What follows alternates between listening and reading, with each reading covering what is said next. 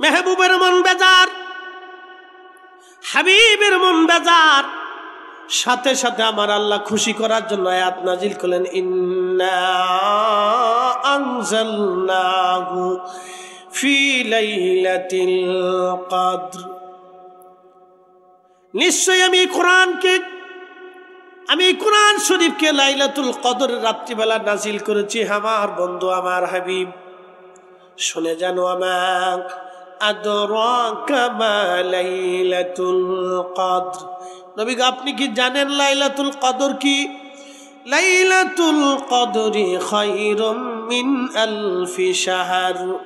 সেটা এমন একটা রাত, যে রাত্রের এক রাত্রি ইবাদত যদি করা হয়, 1000 মাসের চাইতেও বেশি পরিমাণ নেক আমি আমার বান্দার আমল নামায় আমি আল্লাহ দিয়ে দেব। না না, আরো জোরে বলেন। তানাজ্জালুল মালাইকাতু ওয়ার রূহু ইলাইহি বিইযনিহি ফিহা বিইযনি রাব্বিহিম মিন কুল্লি আমরিন সালাম। ওই রাত্রিবেলা ফেরেশতা নাজিল হয়, সর্বপ্রথম নাজিল হয় কাবা শরীফে, তারপরে সমস্ত মসজিদে মসজিদে ফেরেশতা নাজিল হয়। মরে মরে ফেরেশতা নাজিল হতে থাকে, দোয়া করতে থাকে, সুসংবাদ দিতে থাকে।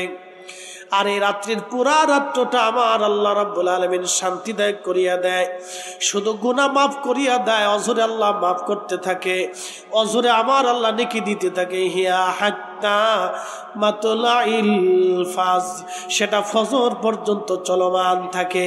এটা কদরের রাত, কদরের রাত। আল্লাহর নবীর চেহারা উজ্জ্বল হয়ে গেল। নবীজি ডাক দিয়ে বলেন, সাহাবীরা রে, চিন্তা করিও না, আমার উম্মত এক রাত্রি বেলা ইবাদত করলে 1000 মাসের চাইতেও বেশি নাকি আমার উম্মতের আমল নামায় আল্লাহ দিয়ে দিবে। জোরে বলেন মারহাবা। না না, আরো জোরে বলেন। শ্রেষ্ঠ নবী দিলাম রে তরিয়ে নিতে রোজা হাসরে, শ্রেষ্ঠ নবী দিলাম রে তরিয়ে নিতে রোজা হাসরে, পথ না ভুলি তাই তো দিলে পাক কুরআনের বাণী।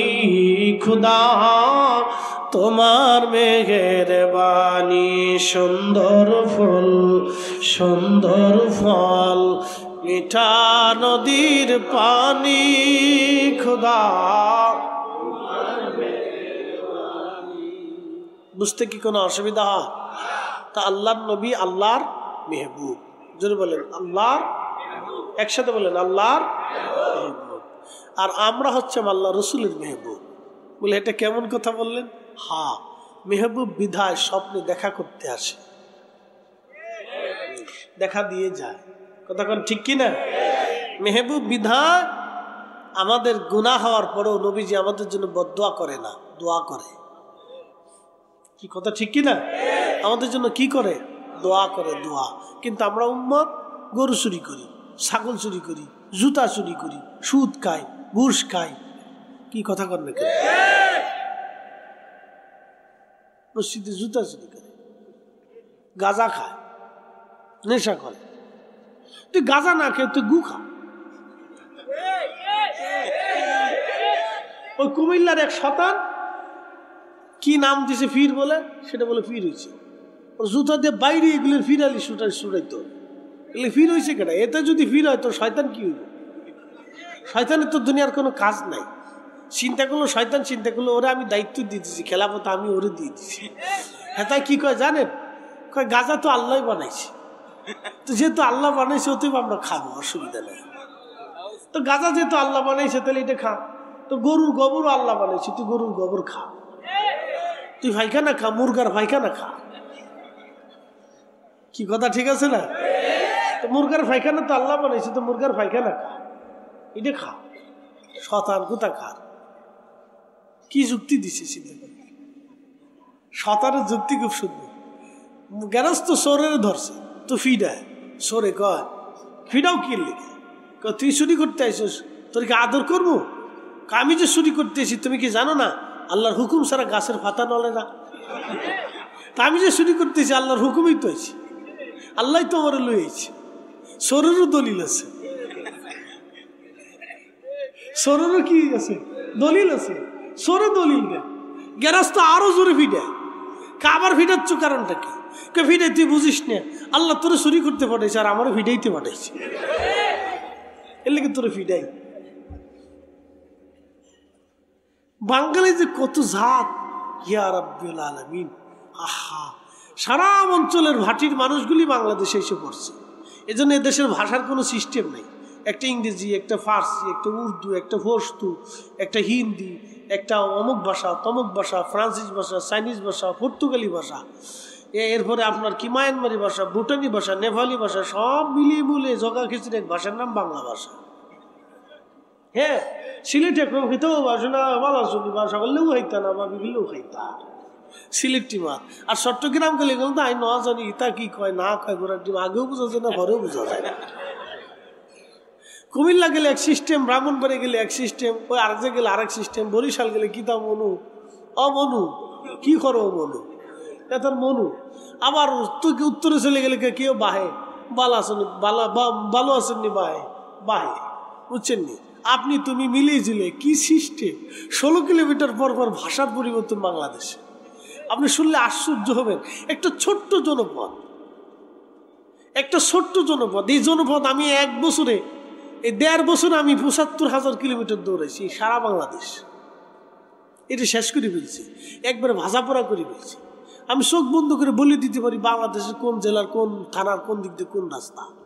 হ্যাঁ, আমি বলতে পারি, চোখ বন্ধ করে বলে দেবো দিক দিয়ে দিক দিয়ে এই জায়গায় এই জায়গায় এই জায়গা বলে দিতে পারি। এত দৌড়ান দৌড়েছি 1.5 বছরে, বুঝতে পারছেন, প্রায় 1.5 লক্ষ কিলোমিটার দৌড়েছি। বাকি জিন্দিগি তো পার করে ফেলছি। সামনে যদি আল্লাহ বাঁচান হয় তো আরো দৌড়াবো ইনশাল্লাহ, চিন্তার কোনো কারণ নেই। আমার নতুন গাড়ি বুড়া বানালেছি দৌড়াইতে দৌড়াইতে। এটা মাঝে মধ্যে কথা কয়, হুজুর আমার একটু বিশ্রামে দেন। ওকে চিন্তা করিস না, রমজানে তোর বিশ্রামে দিয়ে দেবো, যা শুয়ে থাকবি সারা বছর। তো খুব মনোযোগ দিয়ে, নবী আমাদের মেহবুব, আল্লাহু আকবার। নবী আল্লাহর মেহবুব, একসাথে জোরে বলবেন আল্লাহু আকবার। কার মেহবুব? জোরে বলেন কার? তাহলে রমজানে আমাদের জন্য একটা রাত আছে, রাতের নাম কি? কদরের রাত। জোরে বলেন কিসের রাত? জোরে বলেন কিসের রাত? মাহে রমজানের শেষ 10 দিনে বেজর রাত্রে তালাশ করবেন। তবে 27 তারিখের মতামত হাদিস আছে, কিন্তু বেজর রাত্রিবেলা খুঁজবেন। খালি ঘুমায়েন না আর বিড়ি টেনে বেড়ায়েন না, হ্যাঁ এগুলি করবেন না। বেজর রাত্রিগুলো অনুসন্ধান করবেন। মাহে রমজান আসতেছে, মাহে রমজানের 2টা ফজিলতের কথা বলি। আল্লাহর নবী বলেন আমার উম্মত 5টা জিনিস মাহে রমজানে আল্লাহ আমার উম্মতরে আলাদা দান করছে, অন্য কোনো উম্মতরে 5টার একটাও দেয় নেই। আস্তে হয়ে গেল না? জোরে বলবেন আল্লাহু আকবার। তার একটা হলো মুখের ভিতরে দুর্গন্ধ। রোজা থাকার কারণে পেটে যখন ক্ষুধা থাকে, পাকস্থলী যখন শূন্য থাকে, তখন মুখে গন্ধ হয় অটোমেটিক, আল্লাহর সৃষ্টি এটা। আপনি যত বিরাজ করেন, যত সুগন্ধি মুখের ভিতরে দেন, গন্ধ আসবেই। কারণ এই গন্ধটা মুখের গন্ধ না, এটা পাকস্থলী থেকে আসে, নিঃশ্বাসের সাথে পাকস্থলী থেকে গন্ধটা আসে। আল্লাহ রসুল বলেন এই গন্ধটা আল্লাহর কাছে মিশকের চাইতে অনেক অধিক দামি। এখন আল্লাহ কি গন্ধ শুকি? আল্লাহ কি গন্ধের দরকার? না না, আল্লাহ গন্ধ শুকে না। রোজা থাকার কারণে যে গন্ধটা আসে, এটা উম্মতের জন্য, বান্দার জন্য কষ্ট। এই কষ্টটা কি আল্লাহ রাব্বুল আলামিন বিনিময় এত পরিমাণে দিবে যে খুশি হইতে হইতে এত পরিমাণে খুশি হবে, খুশির কোনো সীমানা থাকবে না। একসাথে বলবেন আল্লাহু আকবার। জোরে বলেন না, আরো জোরে বলেন। এটা কিসের গন্ধ? রোজা রাখার কারণে মুখের গন্ধ, কষ্টের গন্ধ। একসাথে বলবেন আল্লাহু আকবার। এই উম্মতকে আল্লাহ রাব্বুল আলামিন, আল্লাহ রাসূল আরেকটা নিয়ামত দিছে। এই আমার দিকে তাকান, খুব ইম্পর্টেন্ট। কি নিয়ামত?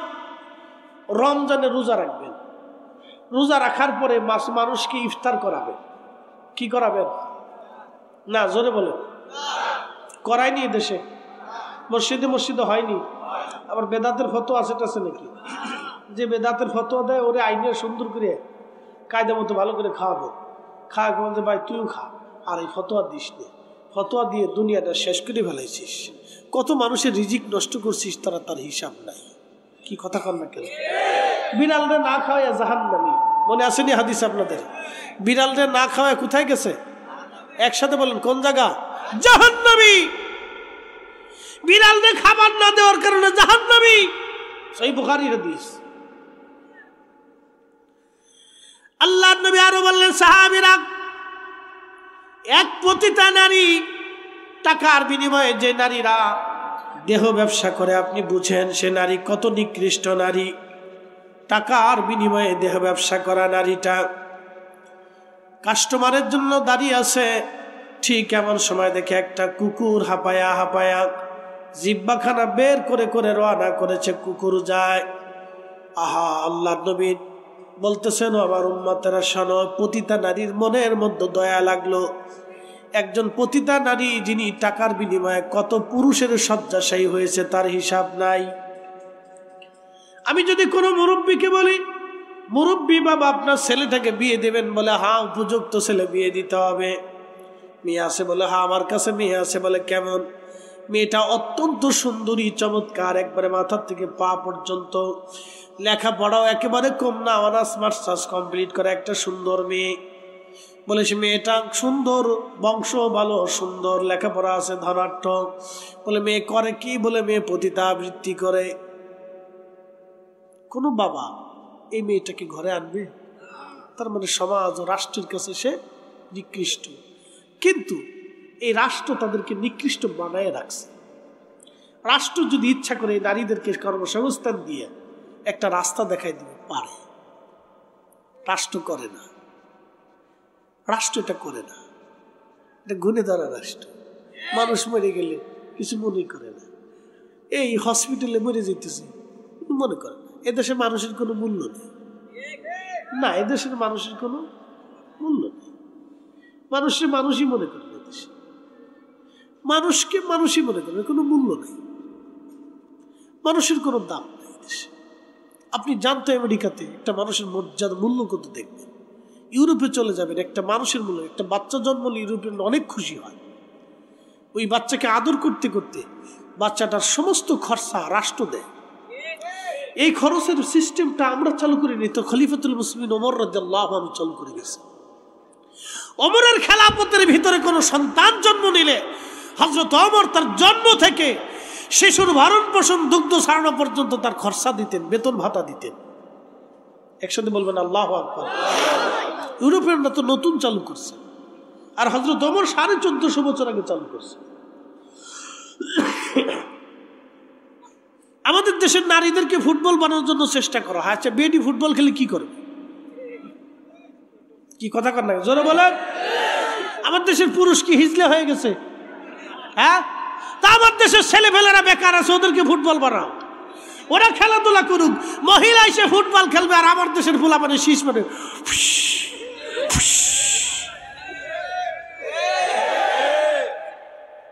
নারী মাস্টার হবে, নারী ইঞ্জিনিয়ার হবে, নারী ডাক্তার হবে, নারী প্রকৌশলী হবে, নারী ব্যবসায়িক হবে, নারী আলেমা হবে, নারী হাফেজা হবে, নারী মা হবে। নারী কেন ফুটবল হাফ প্যান্ট পরে ফুটবল খেলতে যাবে? কারণ কেন? কি কথা বল না, গুণে ধরা সমাজ। হ্যাঁ, ফাজলিমের একটা সীমা থাকার দরকার। এদের পিছনে সরকার হাজার হাজার কোটি টাকা খরচা করে, অথচ আমার ইমামদেরকে সারা বছর শেষে রমজানে 1 টাকা ভাতা দেয় না। অথচ যে ইমামরা প্রত্যেক মসজিদে বসে বসে প্রত্যেক শুক্রবারে ইমামরা মানুষদেরকে আল্লাহর দিকে ডাকে, ভালো কাজের দিকে ডাকে, পয়সা খরচা করলে এদের পিছনে করা উচিত, কারণ এরা মানুষ গড়ার কারিগর। এখানে নাই বিডিরে ফুটবল খেলে এনটিয়া দেবো, বিডিরে ফুটবল খেলে কি তো হইব? কষ্ট হইতেছে আপনাদের? না, কষ্ট হওয়ার কথা না, এটা উচিত কথা। সামনে আর একটা উচিত কথা আসতেছি, একটু বসে। রমজান আসতেছে তো, একটু উচিত কথা কইতে হইব। শয়তান এই সময় বন্দি থাকবো, হাত পা বাঁধতে থুই দিবে, কিন্তু মানুষ শয়তানের হাত পা বাঁধা যায় না। কথা ঠিক আছে না? শয়তান অরিজিনাল বন্দি রাখবে, কিন্তু মানুষ ওদের হাত পা বন্দি রাখতে না। একসাথে বলো তো আল্লাহু আকবার। প্রিয় ভাই আমার, খুব মনোযোগ দিবেন। আল্লাহর নবী বলেন, আমার উম্মত তোমরা রোজাদারদেরকে ইফতার করাও। এই মাহে রমজানে তোমরা অধিক পরিমাণে নফল করো। মাহে রমজানে যে নফল করবে অন্য মাসে একটা ফরজের সমতুল্য সওয়াব হবে, যা অন্য কোনো উম্মতকে দেওয়া হয় নাই। এই মাসে একটা ফরজ যদি করো অন্য মাসের 70টা ফরজের সমান হবে, অন্য কোনো উম্মতকে দেওয়া হয় নাই। শুধু আমার নবীর কারণে আল্লাহ আমাদের এই মর্যাদা দান করেছেন।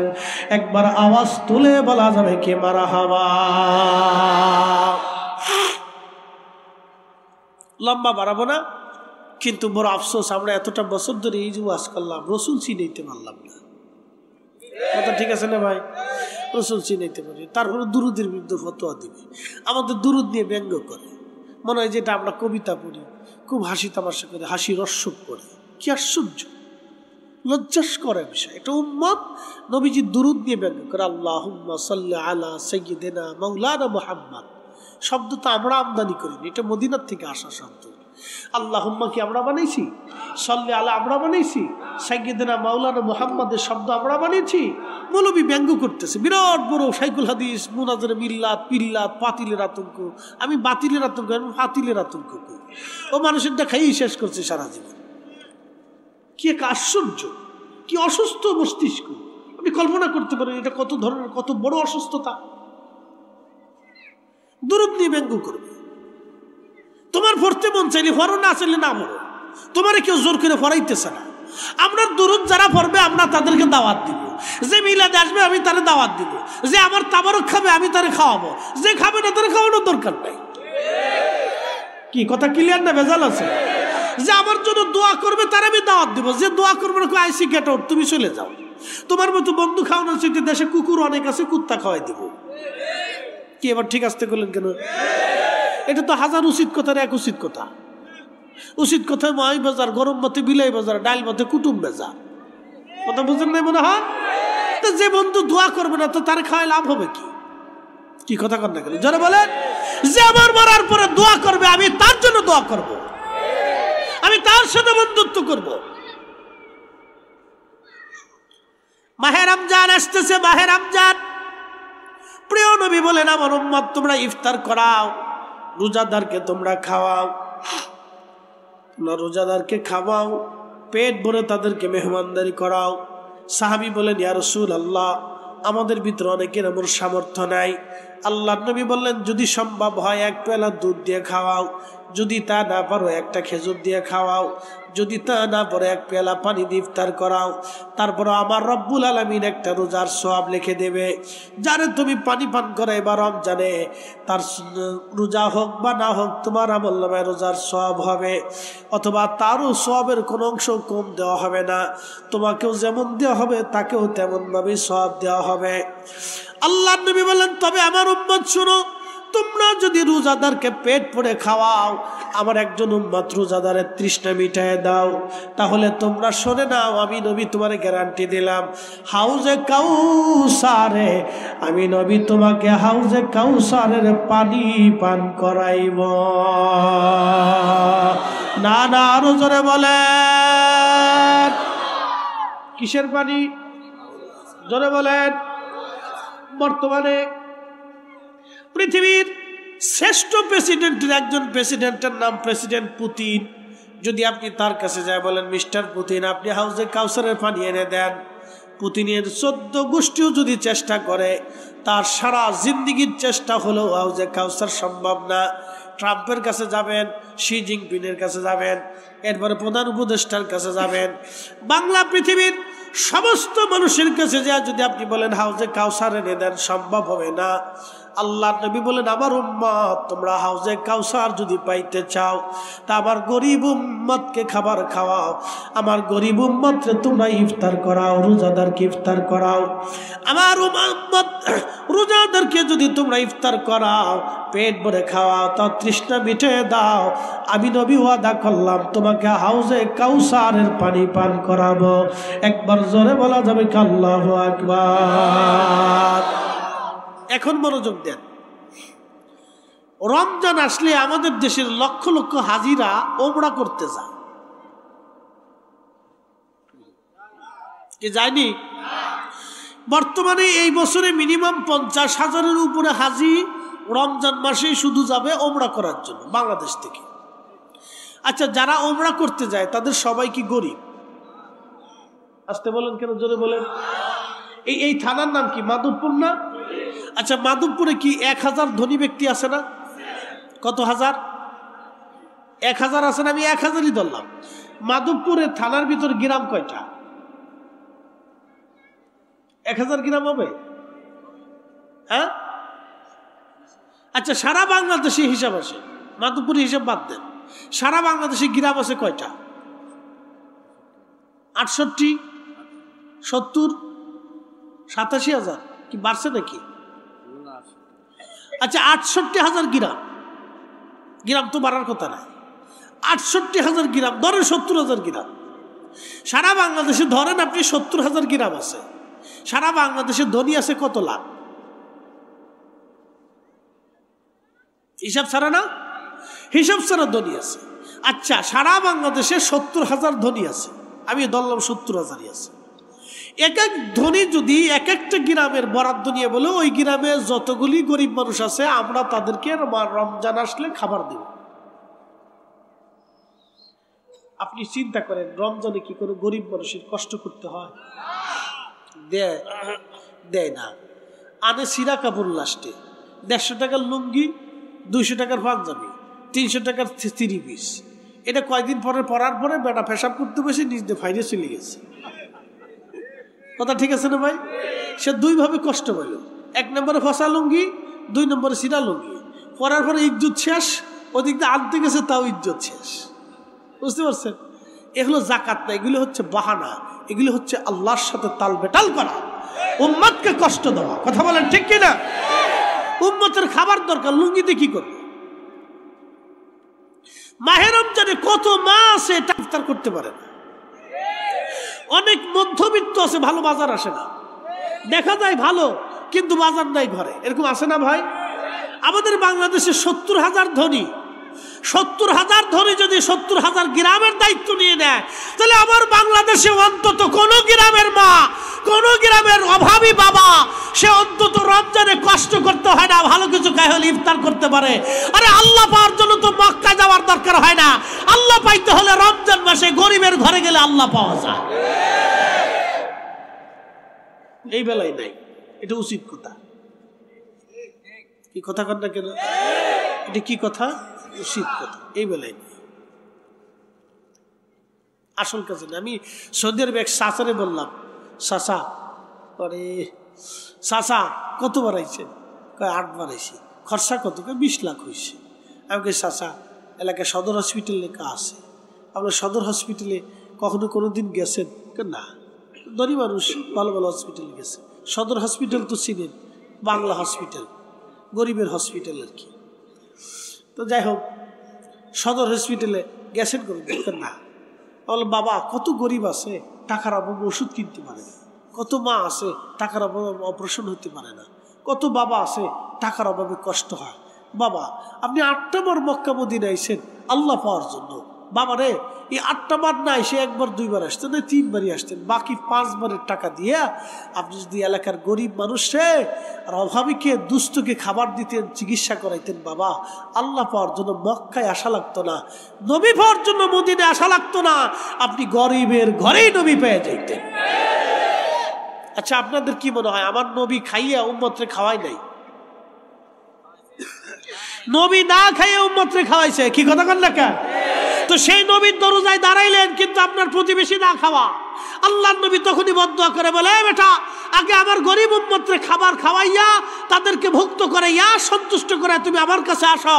আমি নবী নিজে না খাইয়া আমার উম্মত খাওয়াইছি, আর তোমার আত্মীয় স্বজন তোমার ক্ষুধার্ত থাকে, আর তুমি আমার কাছে বারবার উমরা করার জন্য আমার কাছে ছুটে আসো আর আমার সালাম দাও না। নবী এগুলি পছন্দ করে না। কথা বলেন ঠিক কিনা? ভাই রে, তাল বেতাল, খালি খালি তাল বেতাল, আসল কাজে নেই। আর আমাদের দেশে একদল আছে খালি ফতোয়া মারে, মিলাদুন্নবীর তাবারক খাইলে কয় এরা তাবারকের লোভে সিন্নির লোভে গেছে, আমরা কয় সিন্নি। কে তুমি খাওয়াইতে পারো না? তোমার ব্যর্থতার কথা কও। আমরা খাওয়াইলে তোমার শরীরে জ্বলে কে? কি প্রশ্ন আছে না ভাই? আমরা খাওয়াইলে তোমার শরীরে জ্বলাজ্বলি করবে কেন? কি জন্য করবে? আমরা খাওয়াইলে তো আল্লাহর বান্দারে খাওয়াই। কথা ঠিক আছে না ভাই? প্রতিটা নারী যদি কুকুরকে পানি পান করায় বেহেশত যাইতে পারে, তাহলে আমরা মানুষকে খাওয়াইয়াও জান্নাতের আশা করতে পারি। কথা বলেন ঠিক না বেঠে? এ হাত উঁচা করে বলেন ঠিক না বেঠে? আল্লাহ কবুল করুক বলে না। আমি কিছু উচিত কথা বললাম। আরে এই ওয়াজ দুনিয়ার সবাই শুনছে, মোবাইলে শুনতে শুনতে শেষ করছে। এই ওয়াজ আমি করবার সেই না, কষ্ট হয়। বেলালের ওয়াজ শুনো, আপনারা দিয়ে ঠিক জ্বালাতেছে না, এটার ওয়াজ শুনছেন অনলাইনে, শোনেন। আমি আপনাদেরকে একটা কথা বলি।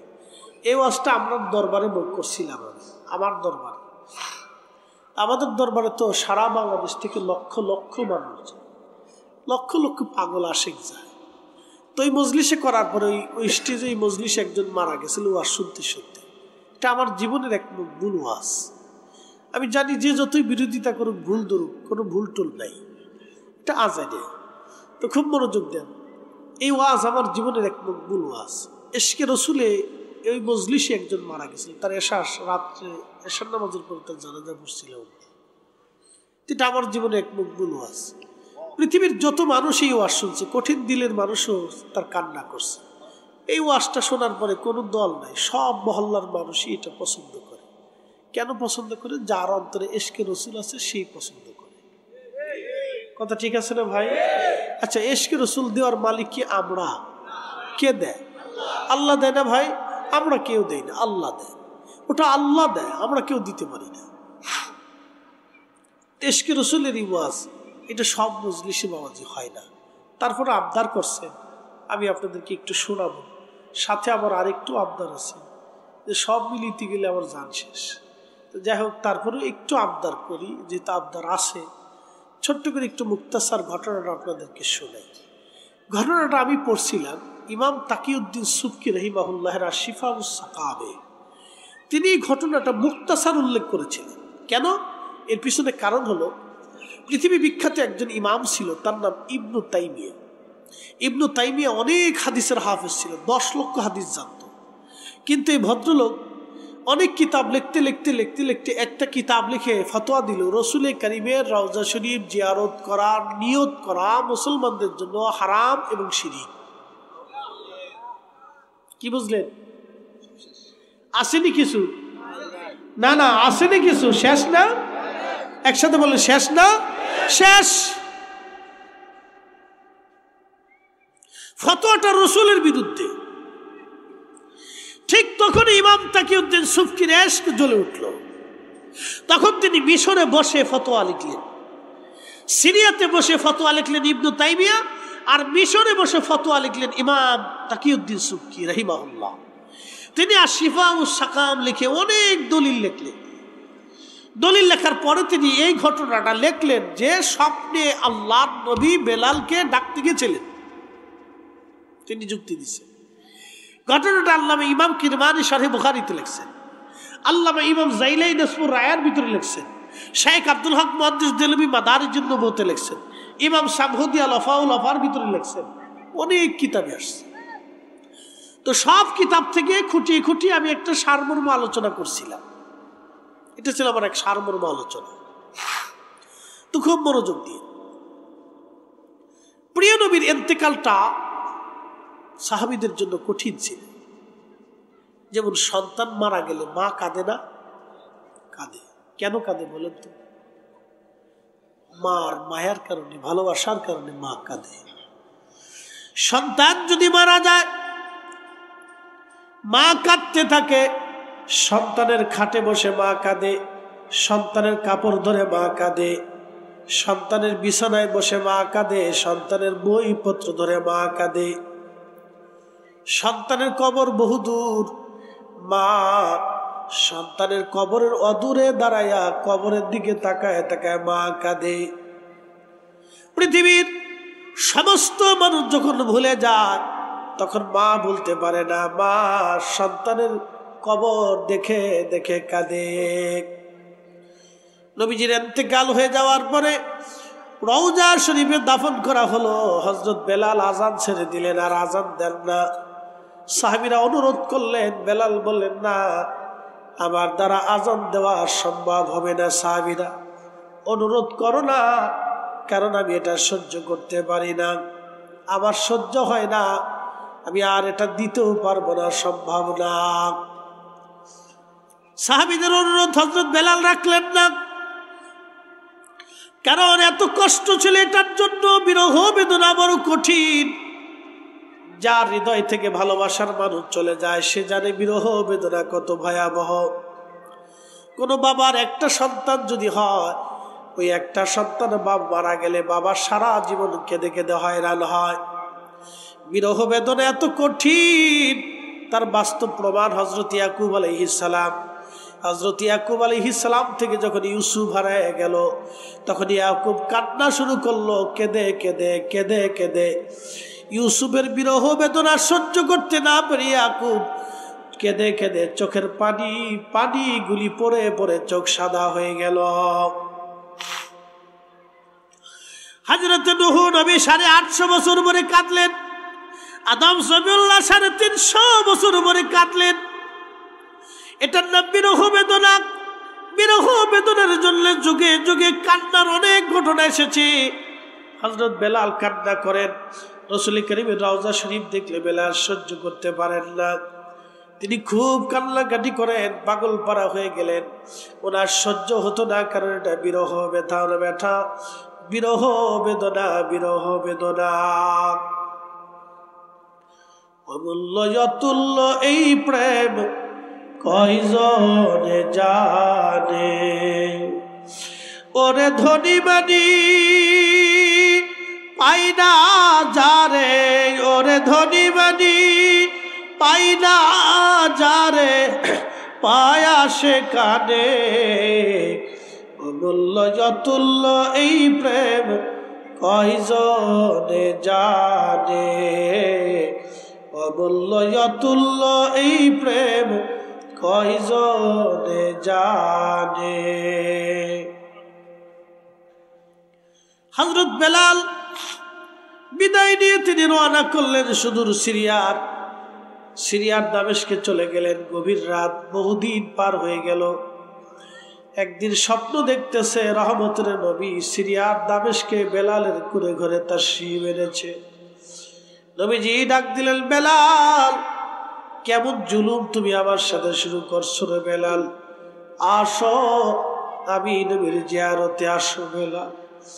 বেলাল রে, এ কেমন জুলুম শুরু করছো তুমি রে বেলাল, আয় আমি নবীর জিয়ারতে। ইমাম তাকিউদ্দিন সুবকি লেখেন, বেলাল রাদিয়াল্লাহু আনহুর ঘুম ভেঙে গেল। ঘুম ভেঙে যাওয়ার পরে তিনি সুদূর সিরিয়ার দামেস্ক থেকে রওনা হলেন। কারণ নবীজি বলেছেন, মান রাআনি ফিল মানামি ফাকাদ রাআল হক, যে স্বপ্ন আমাকে দেখলো সে বাস্তব আমাকে দেখেছে। কারণ আমি নবী নিজে স্বপ্নে আসি, আমি নবীর ছবি আসে না, আমি বাস্তবে আসি। আল্লাহ নবী বাস্তবে আসে, কিয়ামত পর্যন্ত নবীর স্বপ্ন থাকবে। উসমান গনি জিন্নুরাইন সকালবেলা বসে বসে কোরআন শরীফ পড়তেছিলেন। বিদ্রোহীরা 4-5 ঘিরে ধরে রাখছে। কোরআন শরীফ পড়তে পড়তে উসমান গনি ঘুমিয়ে পড়লেন। স্বপ্নের ভিতরে দেখে রাহমাতুল লিল আলামিন তাশরীফ আনলেন। ডাক দিলেন, উসমান কেমন আছো? বলি, ইয়া রাসূলুল্লাহ, তেমন ভালো নাই, দুনিয়ার জঞ্জাল আর ভালো লাগে না। আল্লাহর নবী ডাক দিলেন, উসমান তুমি কি দুনিয়াতে থাকবা না, চলে আসবা? উসমান গনি ডাক দিয়ে বলেন, ইয়া রাসূলুল্লাহ, আমি আর থাকতে চাই না নবী গো, দুনিয়ার জঞ্জাল আমার জন্য কষ্ট হয়।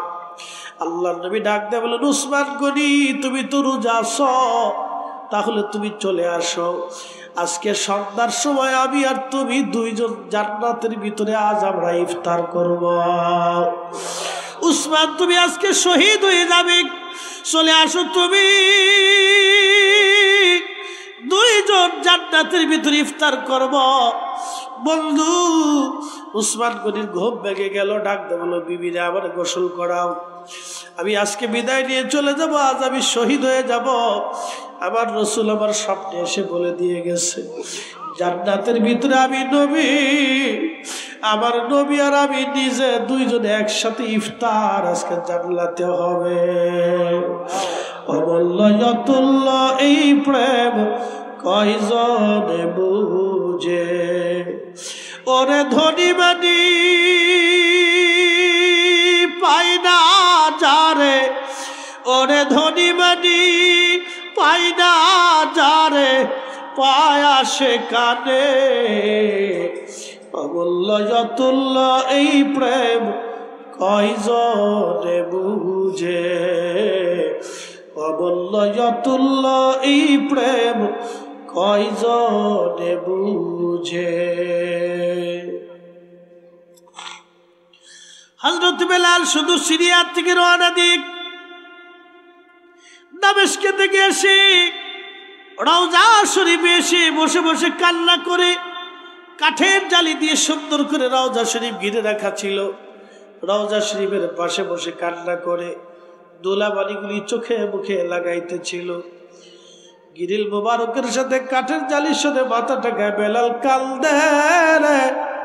নতুন মুয়াজ্জিন আযান দিতে এসে দেখে নবীর মুয়াজ্জিন বেলাল কান্দে।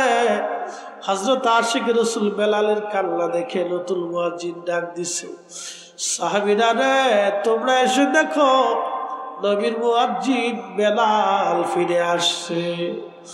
রওজা পাশে বসে বেলাল কান্দে আর বলে, হুজুর গোলাম আসতে বলেছিলেন, গোলাম আপনার কদমে হাজির। নবী গো গোলাম আপনার কদমে হাজির। গোলাম আসতে বলেছিলেন, গোলাম কি? গোলাম আপনার কদম মোবারকে হাজির। হযরত বেলাল বসে বসে কান্দে। সাহাবীরা এসে দেখি বেলাল কান্না করে, বেলালের কান্নার সাথে সাহাবীরাও কান্না করে। নবীজির স্মৃতিগুলি মনে করে করে সাহাবীরা কাঁদতেছিল। সব সাহাবী এসে বলল, বেলাল রে আজান দাও, কতদিন তোমার লাহানে আমরা আজান শুনি না। কোরআনের রসম আছে আগের মতোই, কোরআনের রসম আছে আগের মতোই,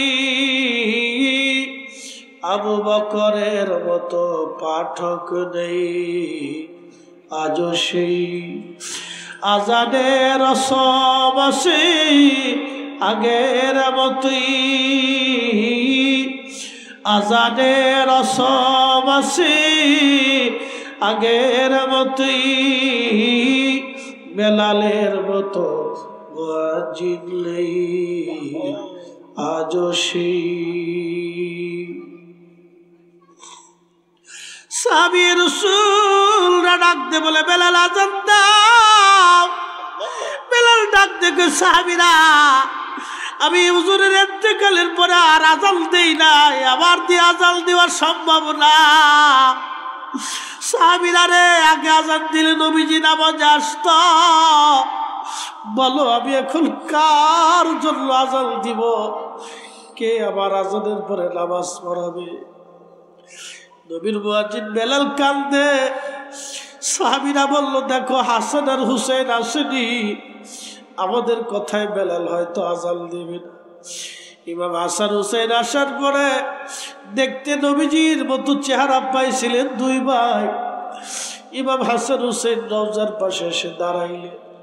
হযরত বেলাল রওজা শরীফ থেকে উঠে ইমাম হাসানের বুকের মধ্যে মাথা ঠেকায় জড়িয়ে ধরে কান্দে।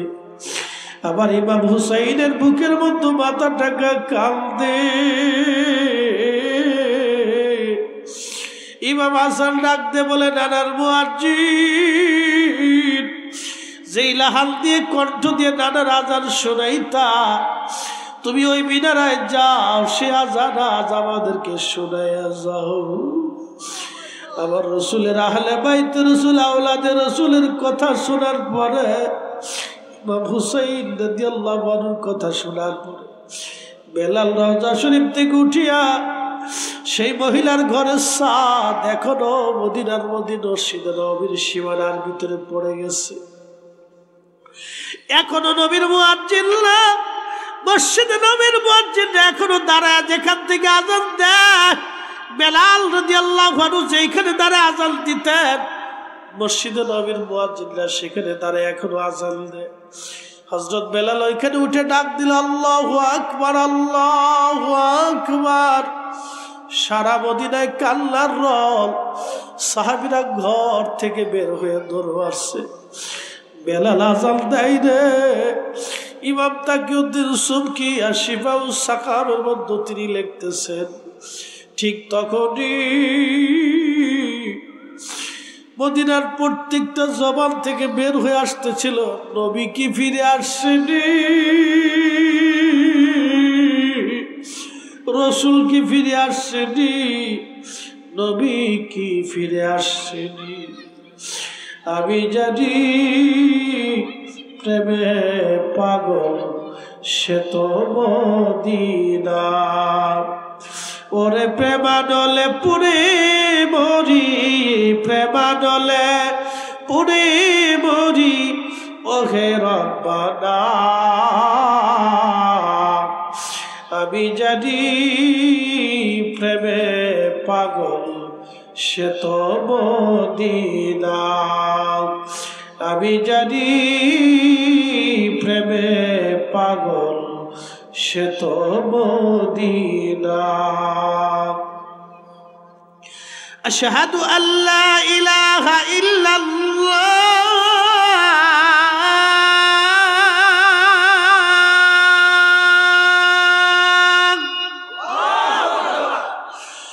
আশহাদু আল্লা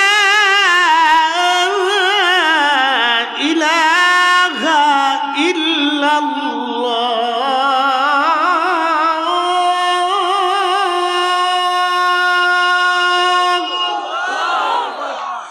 সারা মদিনার রদ্দে রদ্দে আওয়াজ ছড়িয়ে গেল। সমস্ত মদিনার মানুষ ঘর থেকে বের হয়ে দৌড়ায়, চোখের পানি ছেড়ে ছেড়ে কাঁদে আর বলে, নবী আসছেনি, নবী আসছেনি, নবী আসছেনি। নবীজির স্মৃতিগুলি মনে করে সাহাবীরা চোখের পানি ফেলে ফেলে কান্না করে। হযরত বেলাল যখন ডাক দিছে, আশহাদু আন্না মুহাম্মাদার রাসূলুল্লাহ, মদিনার মানুষ চিৎকার দিয়ে উঠছে, বেলাল অজ্ঞান হয়ে পড়ে গেলেন। ইমাম তাকিউদ্দিন সুবকি রাহিমাহুল্লাহ বলেন, ও দুনিয়ার মানুষ, সাথে সাথে মদিনার মাটিগুলি থরথর করে কেঁপে উঠছে। মদিনায় কারো আজানে কখনো মাটি কাঁপে নাই, পৃথিবীতে কারো আজানে কোনোদিন মাটি কাঁপবে না। তিনি একজন আশিক রাসূল বেলাল, যার আজানে পৃথিবীর মাটিগুলি থরথর থরথর করে কেঁপেছিল। আর কারো আজানে পৃথিবীর মাটি কাঁপবে না, তিনি আশিক রাসূল বেলাল। ইশকে রাসূলের তাড়নায় পৃথিবীর মাটি পর্যন্ত কেঁপেছিল। এই জন্য বেলাল আর কোনোদিন আজান দেন নাই, নবীর ইন্তেকালের পরে আর আজান দিতে পারেন নাই। বেলাল আর কখনো আজান দেন নাই, নবীজির ইন্তেকালের পরে বেলাল কখনো আর আজান দেন নাই। রওজা শরীফে বসে কাঁদে আর বলে, হুজুর গোলাম আসতে বলেছিলেন, গোলাম আপনার কদমে হাজির হয়ে কাঁদছি। নবী গো, আজান দিছি, বিদায় নিলাম, আর কখনো আমি ফিরতে পারবো না। ইয়া রাসূলুল্লাহ, বিরহ বেদনা বড় কঠিন। ইউসুফ আলাইহিস সালামের জন্য বাবা ইয়াকুব আলাইহিস সালাম কেঁদে কেঁদে চোখ সাদা করে ফেলছিলেন। বিরহ বেদনা বড় কঠিন, বিরহ বেদনা বড় কঠিন, বিরহ বেদনা বড় কঠিন। হযরত ইউসুফের জন্য জুলাইখা সারা জীবন কেঁদে হয়রান হয়েছিল। বিরহ বেদনা বড় কঠিন, বিরহ বেদনা বড় কঠিন। আমার নবীর বিরহ বেদনায় হযরত বেলালের জীবন পার হলো। কোনদিন আর তিনি ফিরে আসেন নাই, বিরহ বেদনা নিয়ে চলে গেলে। আর কোনদিন তিনি মদিনায় মুনাওয়ারা আর ফিরে আসার সুযোগ হয় নাই। নবীর আশিকরা রতলপুরবাসী আল্লাহর নবী বলেন, আমার উম্মত রে, যদি তোমাদের চোখ বেয়ে ইশকে রাসূলের এক ফোঁটা পানি বের হয়ে আসে, 7টা জাহান্নামের আগুন তামাম সৃষ্টির পানি দিয়ে তোমরা নিভাইতে পারবা না, কিন্তু আশিকের এক ফোঁটা চোখের পানি দিয়ে 7টা জাহান্নামের আগুন নিভিয়া যাবে। হযরত বেলাল চলে গেলেন, আর কোনদিন আসেন নাই। সাহাবীরা সারা মদিনা কান্নার রোল, পৃথিবীর মাটি কেঁপেছিল। আর একটা আজান বেলাল হাসরের মাঠে দিবে, আর একটা আজান আল্লাহ বেহেশতের ভিতরে তারে দিয়ে দেওয়া হবে। আজানের ফয়জুদ এতই চমৎকার, এতই মধুর, এতই ফয়জুদপূর্ণ ছিল, এই আজান যে না শুনবে সে বুঝবে না আজানের মর্ম কত দামি। বেলালের মতো আশিক যদি আমরা হইতাম, এ দুনিয়ায় নবীর দেখা পাইতাম। সহিহ বুখারীতে নবী বললেন, আমার উম্মত এক মহিলা নামাজি ছিল। এ নারী সমাজ, আপনারা ওয়াজ ভালো করে শুনে যাবেন। আল্লাহর নবী বললেন, এক মহিলা নামাজি ছিল, কিন্তু নামাজি হলে কি হবে? মহিলার বাড়িতে একটা বিড়াল ছিল। বিড়ালের গলার মধ্যে রশি বেঁধে বিড়াল ছানাটাকে ঘরের মধ্যে বেঁধে রাখতো, খাবার দিত না। না খেয়ে খেয়ে খেয়ে খেয়ে বিড়ালটা মারা গেল। না খেয়ে বিড়াল মারা যাওয়ার কারণে ওই নামাজি মহিলাটাকে আমার আল্লাহ, আমার রব তাকে জাহান্নামী বানিয়ে দিলেন। তার জিন্দেগির সমস্ত আমলগুলি বরবাদ হয়ে গেল। আল্লাহর একটা সৃষ্টিকে বিনা কারণে হত্যা করার জন্যে। একবার জোরে বলা যাবে কি নাউজুবিল্লাহ? এই ভালো করে একটু মনোযোগের সাথে শুনে যাবে তো, খুব মনোযোগ দিন। কাউকে বদদোয়া করতে হয় না। এই জন্য পৃথিবীতে অলিরা কেন বিজয়ী হয়েছে আপনাকে বলি। আজ অনেকে বুঝে না পৃথিবীতে অলিরা কেন বিজয় হয়েছে। এই যে আমাদের দেশে বিভিন্ন রাজনৈতিক দল আছে না, দেখবেন নিজেরা খুব মারামারি, দাঁড়াদারি, দাঙ্গা হাঙ্গামা, কত অন্যায় অশ্লীল কাজ করে, আল্লাহ মাফ করুন। কিন্তু পৃথিবীর কোন অলি জীবনে দেখছেন কোন শাহজালাল ইয়ামানি 360 অলি, আরো যত অলি আসছেন, জীবনে অন্যায় ভাবে কাউকে হত্যা করছে? জোরে বলেন, জোরে বলেন, জোরে বলেন। তাদের সামনে থেকে কখনো ক্ষুধার্ত ফিরে আসছে? কারো সম্পদ অন্যায় ভাবে নিয়ে গেছে? কোনো হিন্দু হলেও না, বৌদ্ধ হলেও না, খ্রিস্টান হলেও না, নাসারা হলেও না। এই জন্য হিন্দুরাও তাদের কাছে যায়, কারণ গেলে শান্তি পায়, আশ্রয় পায়। আরে মুসলিম তো তাকে বলে যার কোলের ভিতরে একজনে হিন্দু মনে হবে সে মায়ের কোলে ঘুমাচ্ছে। কি কথা কন না কেন? ইসলাম তো মুসলিম তো সে, যেই মুসলমানের কাছে এক অন্য ধর্মের মানুষ মায়ের কোলের সন্তান যেমন নিরাপদ, আমার কাছে এক হিন্দু এরকম নিরাপদ হতে হবে। এটা মুসলমানই। এই জন্য সুফিরা সারা পৃথিবী জয় করছে। তারা তলোয়ার দিয়ে জয় করেন নাই, তারা ভালোবাসা দিয়ে জয় করেছে। আমরা একটু মতের অমিল হলে তোকে পিটাবো, ভাঙবো, তোর জিব্বা কেটে দেবো, মেরে ফেলবো, এই করবো সেই করবো। সুফিদের ভিতরে কোনো তথ্য পাবেন না। আমাদের আলেমদের ভিতরে মতানৈক্য আছে। জামাত ইসলামের একমত, আমাদের একমত, সুন্নি একমত, কওমি একমত, লামাজাবি একমত, শিয়া একমত, রাফিজি একমত, খারিজি একমত, বিভিন্ন আলেমদের ভিতরে মতামত আছে। কিন্তু সুফিরা একমত। শাহজালালের সাথে শাহপরানের মতানৈক্য নাই, শাহপরানের সাথে খাজা বাবা আজমিরির মতানৈক্য নাই। আপনি দেখান কোন সুফিদের ভিতরে মতানৈক্য আছে? নেই, কোন সুফিদের ভিতরে মতানৈক্য নেই। কোন ওলিদের সাথে কোন ওলিদের মতানৈক্য নাই। সব ওলির একমত, এক পথ, এক কাজ, একমত, এক পথ, এক কাজ।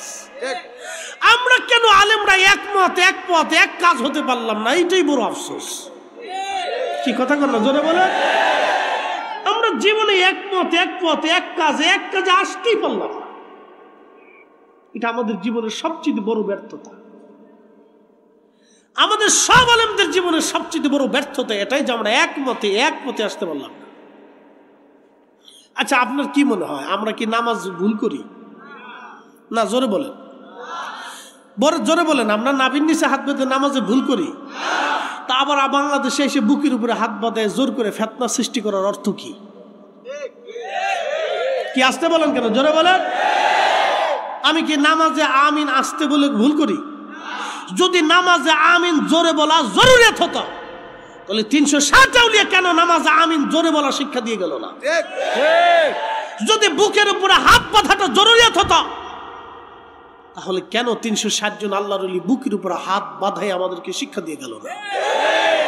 যদি তারাবির নামাজ 8 টাকা দিয়ে হতো তাহলে 360 জন আল্লাহর ওলি কেন আমাদেরকে 8 টাকা তারাবি বাস্তবায়ন করে দিয়ে গেল? এগুলি ফাসাদি। একসাথে বলেন কি? জোরে বলেন কি? কেউ যদি এই মতের থেকে থাকেন আল্লাহর রাস্তে মাফ চাই আপনার কাছে, ক্ষমা করবেন প্রিয় ভাই আমার, আপনাকে কষ্ট দেওয়ার জন্য বলতেছি। আপনি একটু বিচক্ষণতার সাথে বুঝেন তো, আমি তো হকের উপরে আছি, কেন আপনি এসে আমার মসজিদের ভিতর ভেজাল বাঁধাচ্ছেন? কেন আপনি এসে আমার সমাজের ভিতর আবার একটা ফিতনা সৃষ্টি করলেন? কারণটা কি? কথা ঠিক আছে না ভাই? আমি ঈদের নামাজ 6 তাকবীরে পড়ি, আপনি এসে কেন 12 তাকবীর দিয়ে আমার ঈদের নামাজে ঝামেলা করতেছেন? কারণটা ফাসাদি। একসাথে বলেন কি? জোরে বলেন কি? ফাসাদি। কেন এগুলি করবেন? এগুলির তো কোনো অর্থ আসতে পারে না। প্রিয় ভাই আমার, যখন আমরা বলবো তখন আমরা বেদাতি, কি কথা বল না কেন? তখন আমরা কি কর? আমরা মাজার পূজা। আচ্ছা, আমরা কি মাজারের ভক্ত না ওলির ভক্ত? আমরা কি কোনো কবরের ভক্ত না ওলির ভক্ত? দেশে শাহজালাল বহু আছে না, তো তার কবরে যাই না, কিন্তু ওই শাহজালালের কাছে কেন যাই? কারণ উনি আল্লাহর মকবুল। অনেকে সোনাকান্দা যায় না, হুজুরের মাজার জিয়ারত করে না। আচ্ছা, সোনাকান্দা কেন যায়? সোনাকান্দার মহব্বতে পড়ে যায় না হুজুরের মহব্বতে পড়ে যায়? আচ্ছা, আপনাদেরকে বলি, মানুষ এই মোরার বন যায় না, এখানে 120 জন আল্লাহর ওলি আছে। কথা ঠিক আছে না ভাই? 12 জন সরাসরি 360 জনের সাথে আরো 100 জন আছে, তার মধ্যে 120 জন, 108 জন আছে। তাহলে 120 জনের মাজার এখানে একজন একবারে নির্ভেজাল আল্লাহর ওলির মাজার আছে। আচ্ছা, ওইখানে তো আমরা কোনো কবরের কাছে যাই বসে থাকি না, আমরা এই আল্লাহর ওলিদের মহব্বতে জিয়ারতে যাই। কথা বলেন ঠিক কিনা? তবে হ্যাঁ, আমাদের দেশের কিছু মানুষ আবেগের চোটে বুঝে না বাজে না, এমনি যে সেজদা টেজদা দেয়, এটা আমরা অস্বীকার করি না, কিন্তু তার মানে এটা অর্থ না যে তাদের দোষ আমাদের ঘাড়ে চাপাবে। কথা ঠিক আছে না ভাই? আমরা সবাই মিলে যদি তাদেরকে বুঝাই যে ভাই এই কাজটা ঠিক না, তোমরা সেজদা দিও না, তার সেজদার দরকার না, তার দোয়ার দরকার।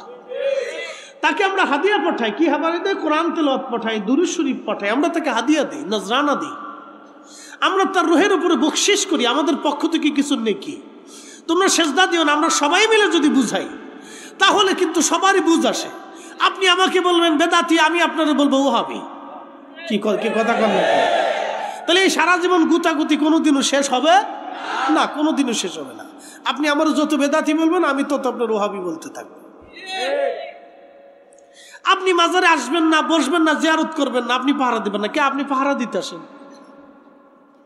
যারা মাজারে আছে আপনি তাদের বুঝান, আপনি তো এই দায়িত্ব পালন করলেন না, খালি মাহফিলে এসে খালি গুতাগুতি করেন, পরে আপনারা খুঁজে পাওয়া যায় না।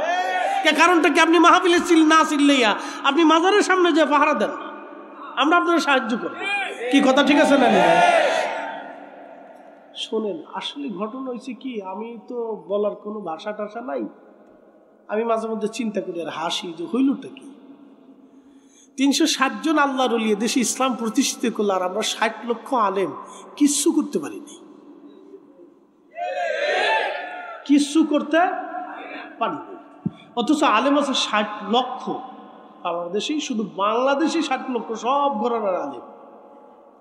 60 লক্ষ আলেম আমরা এক জায়গায় বসতে পারলাম না। 360 জন আল্লাহর ওলি আছে দেশের দিন কায়েম করলো, আবার তাদের বিরোধিতা করে বেদাতের ফতোয়া দিচ্ছি, তাহলে সারা জীবন আমি আপনার ওহাবি বলেই যাব। কথা বলেন ঠিক কিনা? উপস্থিতি যদি অযৌক্তিক বলি তাহলে বলেন যে হুজুর আপনি অযৌক্তিক বলছেন। আমরা কাউকে কষ্ট দিব না, কাউকে মন্দও বলবো না। দোয়া করি আমার ভাইরা ভুল থেকে ফিরে আসুক, আর আমরা দোয়া করি আমাদের জন্য যে আল্লাহ আমাদেরকে ওলিদের মহব্বত আরো বাড়াই দিন। কথা ঠিক আছে না ভাই? আমরা কারোর জন্য বদদোয়া করবো না।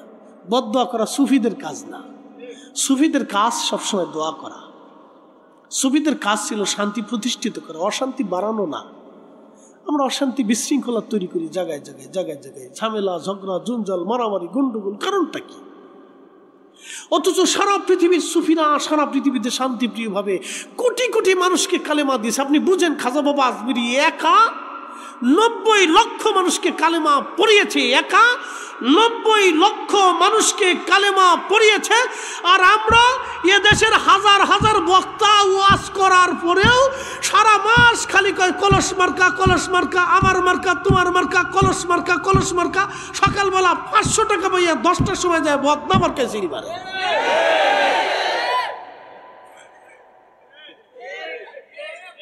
কি কথা কর?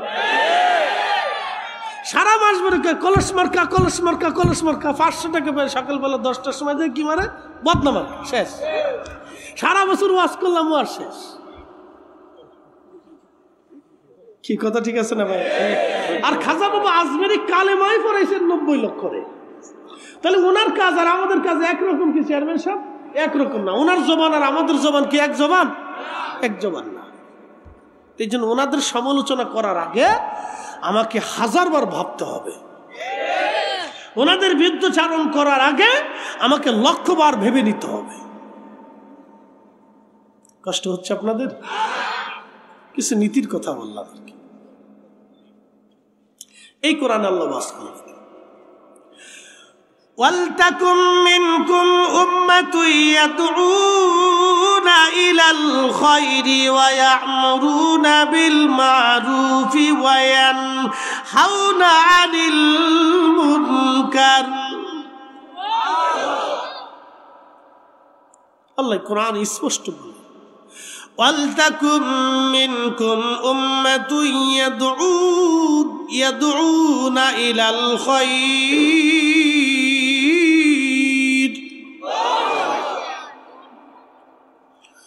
রব্বুল আলামিন কোরআনুল কারীমের ভিতরে আমার আল্লাহ আমার রব বললেন, হে আমার বান্দারা শুনে রাখো, কিয়ামত পর্যন্ত আমার এক জামাত উম্মত থাকবে, তারা মানুষদেরকে ইলাল খায়র, ভালোর দিকে ডাকতে থাকবে। একসাথে বলেন মারহাবা। আপনি আয়াত বুঝে যাবেন। দাউদ আলাইহিস সালামকে আল্লাহ এত সুন্দর সুর দিয়েছিলেন, 70 সুরে তিনি জবুর তেলাওয়াত করতেন। 70 সুর। কয়টা সুর দিতেন? একই টানে 70টা সুর দিতেন। আল্লাহু আকবার। সুরের মোহনা এতই চমৎকার ছিল যে পাখিরা স্টক করে মারা যেত। ইমাম ইবনে কাসির আল বিদায়াতে লেখছেন, পশু ছটফট করে মারা যেত। আল্লাহু আকবার বলবেন না? পশুরা কি করতো? ছটফট করে মারা যেত। সারা রাত তিনি তেলাওয়াত করতেন, সারা রাত তার উম্মতেরা নিঝুম ধরে দাঁড়িয়ে তার তেলাওয়াত শুনতো নামাজে। কখন যে রাত পার হয় নিজেরাও জানতো না। এত চমৎকার কণ্ঠের মুজিজ আল্লাহ দিয়েছিলেন। এই জন্য কণ্ঠের বিরোধিতা যে করে আমি কাউয়া মনে করি। কথা ঠিক আছে, কাউয়া কোকিল হইতে পারে, বদনসিব তার, বদনসিব। প্রিয় উপস্থিতি হাজিরিন, মনোযোগ দিবেন। ওয়ালতাকুম মিনকুম উম্মাতুন ইয়াদউনা ইলাল খায়র। আমার রব বললেন, কিয়ামত পর্যন্ত আমার এক জামাত উম্মত টিকে থাকবে, যারা মানুষদেরকে আল্লাহর দিকে ডাকবে। তার মানে সবাই হবে না, এক জামাত হবে। ফাসালু আহলাজ যিকরি ইন কুনতুম লা তা'লামুন। তোমরা যে বিষয় জানো না, আহলুজ যিকিরদের কাছ থেকে সেই বিষয়টা তোমরা জেনে নাও। তার অর্থ হলো সবাই আলেম হবে না, কিন্তু আলেমের শরণাপন্ন হতে হবে। সবাই অলি হবে না, কিন্তু সবাই অলি হবে না, কিন্তু অলির শরণাপন্ন হতে হবে। এই কোরআন আল্লাহ বলেন, ইয়া আইয়ুহাল্লাযীনা আমানু তাকুল্লাহা ওয়া কুনু মা'আস সাদিকিন।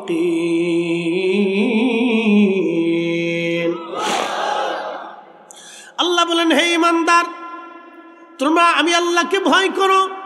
শুধু ভয় করলে হবে না, তোমরা আমি আল্লাহকে ভয় করার সাথে সাথে অকুনু মা'আস সাদিকিন, আমার সাদিক যারা আছে তাদের সোহবতে চলে যাও, আমার অলিদের মজলিসে তোমরা বসিয়া যাও, আমার অলিদের মজলিসে তোমরা বসো, আমার অলিদের শরণাপন্ন হও। এর অর্থ হচ্ছে পৃথিবীতে সবাই সাদিক হতে পারবে না, কিন্তু আমার আল্লাহ সাদিকদের সঙ্গে যেতে বলেছেন। সবাই সাদিক হতে পারবে না, সবাই সালি হতে পারবে না, সবাই অলি হতে পারবে না, কিন্তু আমার আল্লাহ অলিদের সঙ্গী হতে বলেছেন। আয়াতগুলি থেকে ব্যাখ্যা এরকম আসে, সবাই অলি হতে পারবে না, সবাই দাঈল আল্লাহ হবে না, সবাই বুজুর্গ হবে না, সবাই আহলু জিকির হবে না, কিন্তু আহলু জিকিরদের কাছে যেতে হবে। পৃথিবীতে সবাই ডাক্তার হবে না, সবাই যদি ডাক্তার হয় তো রোগী কে হবে, সবাই যদি ড্রাইভার হয় তো প্যাসেঞ্জার কে হবে, সবাই যদি প্যাসেঞ্জার হয় তো ড্রাইভার কে হবে, সবাই যদি ইঞ্জিনিয়ার হয় তাহলে আপনি বলেন মিস্ত্রি কে হবে, সবাই মিস্ত্রি হলে জুগাল্য কে হবে, সবাই যদি জুগাল্য হয় তাহলে প্রকৌশলী কে হবে, সবাই যদি আলেম হয় তো জাহেল কে হবে, সবাই যদি জাহেল হয় তো আলেম কে হবে, সবাই যদি ইমাম হয় তো মুসল্লি কে হবে, সবাই যদি মুসল্লি হয় তো ইমাম কে হবে, সবাই যদি চেয়ারম্যান হয় তো মেম্বার কে হবে, সবাই যদি প্রধানমন্ত্রী হয় তো রাষ্ট্রপতি কে হবে। সাজাইছে কে? আসতে বলেন না, জোরে বলেন। কে সাজাইছে? কে সাজাইছে? কে সাজাইছে? আল্লাহ সাজিয়েছে, আল্লাহ নিজে সাজিয়েছে। এই জন্য আল্লাহর ওলিদের কাছে যেতে হয়। আমার ফয়সালা এটা কোরআনের ফয়সালা। যদি আপনি কোরআনে রাজনীতির ওয়াজ খুঁজেন, আয়াত তালাশ করেন, বলেন, তাহলে আপনি আমার কেন পীর মুরিদের আয়াত মানেন না? কি কথা কন না? কোরআনে যদি আপনি ইনসাফের আয়াত মানেন, তাহলে আপনি কেন কোরআনে সাদিকের কথা মানেন না, আহলুল জিকিরের কথা মানেন না? আপনি কেন নিজের ইত্তেবার কথা আপনি মানুষদেরকে এই 8 রাকাত 9 রাকাত 10 রাকাত তারাবির কথা বলেন, আবার আপনি ওয়াজ করেন যে কোনো মাযহাব মানি না, অথচ কোরআনেই আল্লাহ ফকিহদের অনুসরণের কথা আল্লাহ বলে দিয়েছেন। তো এই আয়াত কেন মানেন না? কোরআন মানলে সব আয়াত মানতে হবে, কোরআন মানলে সব ফয়সালা মানতে হবে। যদি লা ইলাহা ইল্লাল্লাহ মানেন তো আল্লাহর দেওয়া সব আইনগুলি মানতে হবে। কথা বলেন ঠিক কিনা?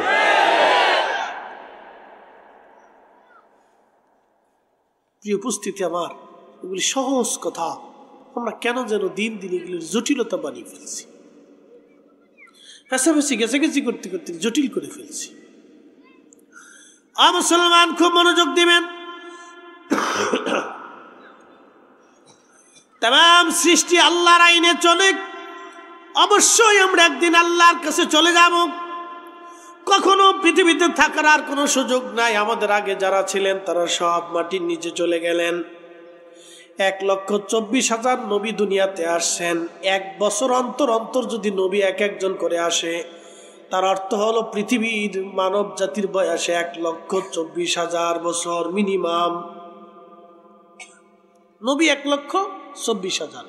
যদি 1 বছর অন্তর অন্তর অন্তর অন্তর নবী আসে, তাহলে পৃথিবীর মানব জাতির বয়স 1,24,000 বছর। যদি 2 বছর হয় তাহলে ডাবল, যদি 3 বছর পর পর হয় তাহলে রিডাবল, যদি 4 বছর পর পর হয় তাহলে আরো, যদি 6 বছর পর পর হয় তো আরো, যদি 100 বছর পর পর হয় তাহলে বলেন তো পৃথিবীর বয়স কত? নবীদের বয়স কত? আদম জাতির বয়স কত?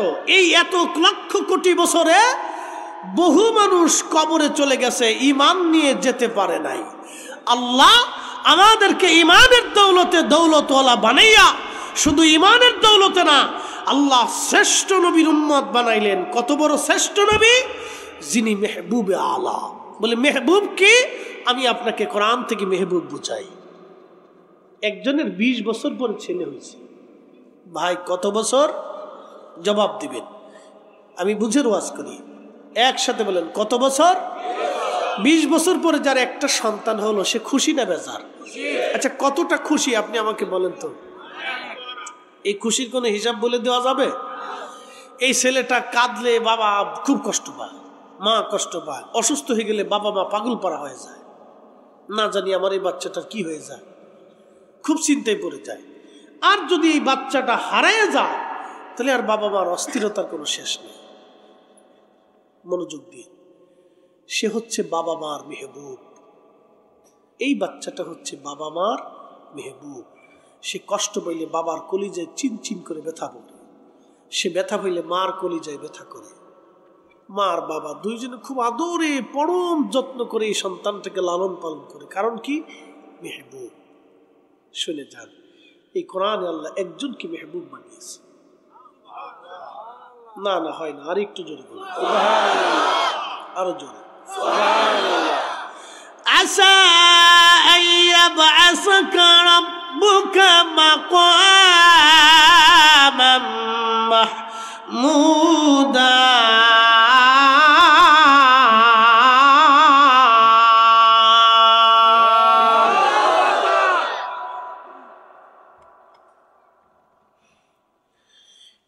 এই কোরআনে রব্বুল আলামিন একজনকে মেহবুব বানিয়ে দিলেন, তিনি আমার আল্লাহ। বলেন হাবিব, আপনি যদি তাহাজ্জুদ নামাজ পড়েন, মিনাল লাইলি ফাতাহাজ্জাদ বিহি নাফিলাতাল লাক, নবী গো তাহাজ্জুদের নামাজ যদি আপনি পড়েন হাবিব, আমি রব্বুল আলামিন আপনাকে একটা পুরস্কার দিব। আসা আইয়াবআসাকা রাব্বুকা মাকামাম মাহমুদা, সর্বোচ্চ মাকাম আপনাকে দিব। সাহাবীরা বলেন, হুজুর মাকামে মাহমুদ কি? নবীজি জবাব দিলেন, সাহাবীরা রে, মাকামে মাহমুদ হলো শাফাত। আমি মেহশরের মাঠে আল্লাহকে যা বলবো আমার আল্লাহ তাতেই রাজি হয়ে যাবে। না না না, আরো জোরে বলেন মেহবুব। একসাথে বলেন কি? আর আমার দেশের ভাইরা তাফসীর করে, আশহাদু আল্লা ইলাহা ইল্লাল্লাহু ওয়াহদাহু লা শারীকা লাহু ওয়া আশহাদু আন্না মুহাম্মাদান আবদুহু ওয়া রাসূলুহু আবদুহুর তাফসীর করতে যায় ভাইরা কয় আল্লাহর দাস, আমরাও আল্লাহর দাস, নবীও আল্লাহর দাস, আমরাও আল্লাহর গোলাম, নবীও আল্লাহর গোলাম।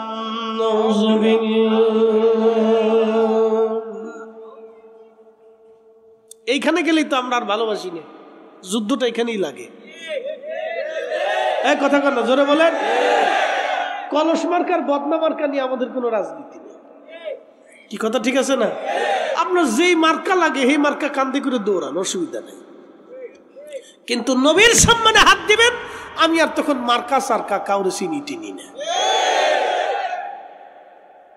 আপনিও ছাতা কত বড় মক্কি মাদানি ওগুলো দেখার টাইম নাই, কারণ আমরা মক্কার ইমামরে মোহাব্বত করি মক্কা দিয়া, ইমাম দিয়া মক্কা চিনি না। মদিনার ইমামকে সম্মান করি রসুল দিয়া, ইমাম দিয়া নবী চিনি না, নবী দিয়ে ইমাম চিনি। কথা কন না কেন? আমরা সুন্নিরা আলেম চিনি নবী দিয়া, আমরা সংগঠন দিয়া নবী চিনি, আলেম চিনি না। আমরা বক্তা চিনি সুন্নিরা নবী দিয়া। যদি শরীয়ত সালাতে আমাদের কোন সুন্নি বক্তা গুস্তাখি করে, বেয়াদবি করে, ক্ষমা না চাইলে আমরা প্রয়োজন মতো জুতা দিয়ে পিটাইয়া বাটাম চালান দিয়ে সোজা করে। আমরা সুন্নি বক্তা যারা আছি, জনতা যারা আছে, আমরা বক্তা চিনি রসুল দিয়া, বক্তা দিয়া নবী চিনি না। কথা ক্লিয়ার না? ভেজাল আছে? একবারে পরিষ্কার। অনেকে সংগঠন দিয়ে বক্তা চিনি, হ্যাঁ তার সংগঠনের বক্তা ভুল করলেও ভুল, সঠিক করলেও সঠিক, ওগুলো সাথে আমাদের কাছে নাই। তো খুব মনোযোগ দিয়ে মেহবুব একসাথে বলেন কি? বুঝে যান মেহবুব কি আর দাস কি। দাস এক অর্থ, বন্ধু আর এক অর্থ। আল্লাহ যা চায়, নবী যা চায়, আল্লাহ তাই দেয়। বলে হুজুর কোথায় পাইছেন? 900 বছর আগে ইমাম মালিক কাজী আয়াস আল মালিকি 900 বছর আগে মদিনার রওজার পাশে বসে একটা কিতাব লিখছিলেন, কিতাবুশ শেফা। এই শেফার ভিতরে তিনি হাবিব এবং খলিলের তফাৎ লিখেছেন। একটা বিশদ একটা প্যারা আছে কিতাবে। অনেকে পড়ে না, ঘোড়ার ডিম, তো এই জন্য ছাতা বুঝে না।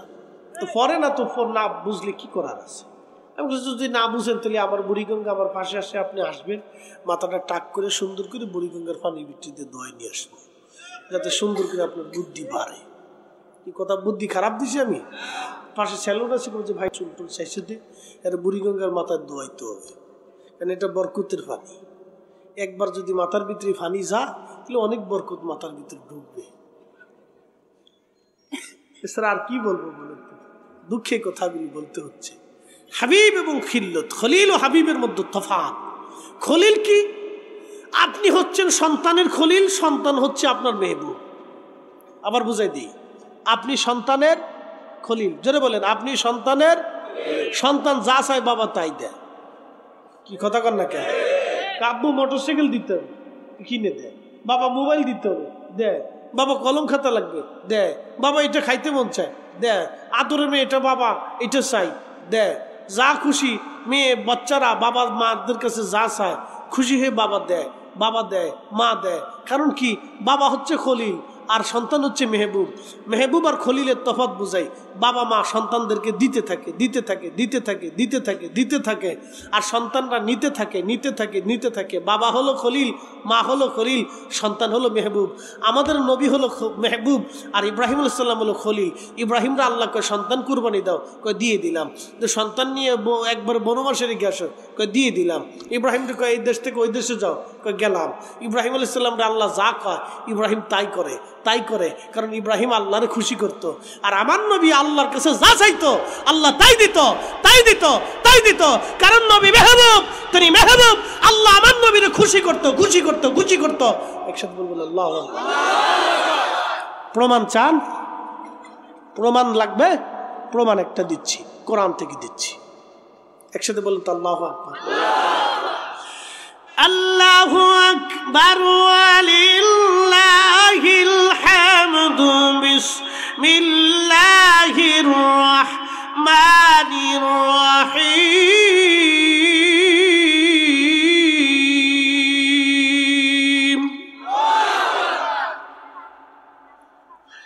ইন্না আনজালনাহু ফি লাইলাতিল কদর وما أدراك ما ليلة القدر ليلة القدر خير من ألف شهر। একসাথে বলুন আল্লাহু আকবার। দেখেন সাহাবা ইকরাম এসে বললেন, হুজুর আগের যুগের উম্মত 1000 বছর বাঁচত, 800 বছর, 600 বছর, 900 বছর ধরে বাঁচত। নবী গো সারাদিন তারা জিহাদ করত, সারা রাত ইবাদত করত, সারাদিন রোজা রাখত। আমাদের হায়াত কম, নেকি কম, কিয়ামতের ময়দানে আমরা লজ্জিত হয়ে যাব। সাহাবীদের কথায় নবীজির মনটা বেজার হয়ে গেল। কথা তো সত্য। আমি মেশরের মাঠে লজ্জিত হয়ে যাব, আমার উম্মত পিছে পড়ে যাবে। আল্লাহর নবীর মন বেজার হয়ে গেল। মেহবুব মন বেজার করছে কে? মেহবুব। জোরে বলেন, মন বেজার কে করছে? একসাথে বলেন, কে বেজার করছে? মেহবুব বেজার করছে। আপনি খালি আব্দুর ব্যাখ্যা দিয়ে দাস চিনবেন, মেহবুব চিনবেন না। মানে চোখে পড়ছেন কালা চশমা, দুনিয়া কালা দেখেন। চোখে পড়ছেন লাল চশমা, দুনিয়া লাল দেখেন। চোখে পড়ছেন আব্দুল ওহাব নজদির চশমা, এই জন্য এগুলি দেখেন। সমস্যাতেই কেন? শিখাইতে বললাম না সারা জীবনেও আমরা অ্যাটিটিউড, ধ্যান ধারণা পরিবর্তন হলো না, যার কারণে এই যুদ্ধ কিয়ামত পর্যন্ত চলতে থাকবে। আপনি আমাকে কেটে টুকরা টুকরা করলে আমি রসুলকে দাস বলতে পারবো না, আমি মেহবুব বলেই যাবো। হ্যাঁ কথা বলেন, যারা বলেন কেটে টুকরা টুকরা করে ফেললেও বলবো না। কারণ হাসরের মাঠে আমার রসুলকে আল্লাহর মেহবুবের সামনে দাঁড়াইতে হবে। ভাবছেন কি এত সহজ? ইস